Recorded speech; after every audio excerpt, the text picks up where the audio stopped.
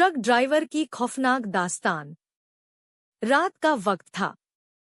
आसमान में काले बादल घिर आए थे और सड़क पर गहरा सन्नाटा पसरा हुआ था।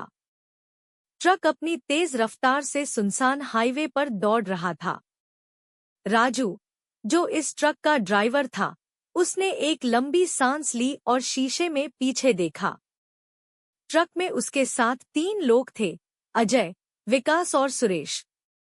ये तीनों दोस्त थे और एक सामान की डिलीवरी में मदद करने के लिए राजू के साथ जा रहे थे। रास्ता सुनसान था, सिर्फ ट्रक की हेडलाइट्स ही अंधेरे को चीर रही थी।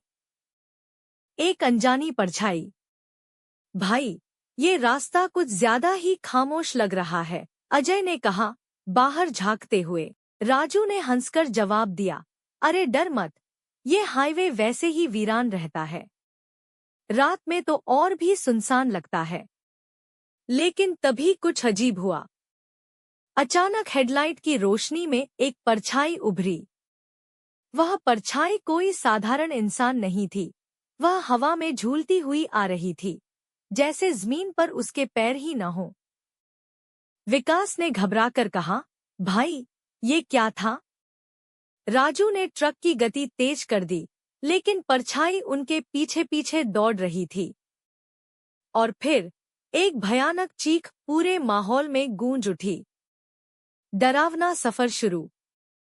ट्रक अचानक झटके से हिलने लगा, जैसे किसी ने उसे जोर से धक्का दे दिया हो।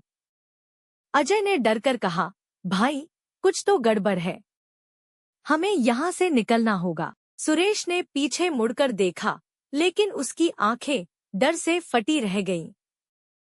पीछे एक औरत खड़ी थी, लंबी सफेद साड़ी में लिपटी हुई। उसके बाल बिखरे थे और आंखें काली, अंधेरी गहराइयों जैसी।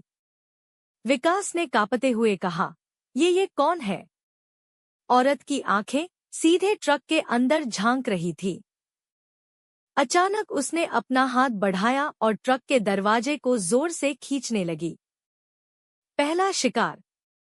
अचानक ट्रक के अंदर से एक चीख गूंजी।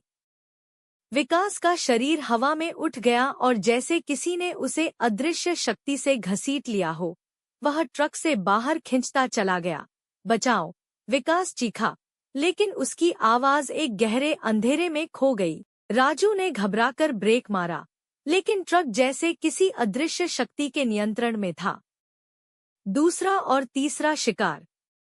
अजय और सुरेश ने एक दूसरे का हाथ पकड़ लिया, लेकिन वो औरत अब ट्रक के दरवाजे पर खड़ी थी। उसकी हंसी पूरे वातावरण में गूंजने लगी, जैसे कई आत्माएं एक साथ रो रही हों। अगले ही पल अजय की गर्दन किसी अनदेखी ताकत ने पकड़ ली और उसे खींचकर बाहर फेंक दिया। उसकी चीखें भी धीरे धीरे शांत हो गईं। सुरेश ने हनुमान चालीसा पढ़नी शुरू कर दी, लेकिन वह औरत उसके बिल्कुल करीब आ गई और उसकी सांसें रुकने लगी। अगले ही पल सुरेश का शरीर झटके से पीछे की ओर गिरा और वह भी गायब हो गया। ट्रक ड्राइवर की जानलेवा भागदौड़। अब ट्रक में सिर्फ राजू बचा था। वह बुरी तरह डर चुका था, लेकिन उसने हिम्मत जुटाई और एक्सीलेटर दबा दिया। ट्रक अब 100 की स्पीड पर दौड़ रहा था, लेकिन वह औरत अभी भी पीछा कर रही थी। राजू ने शीशे में देखा, वह हवा में तैरती हुई ट्रक के साथ साथ चल रही थी।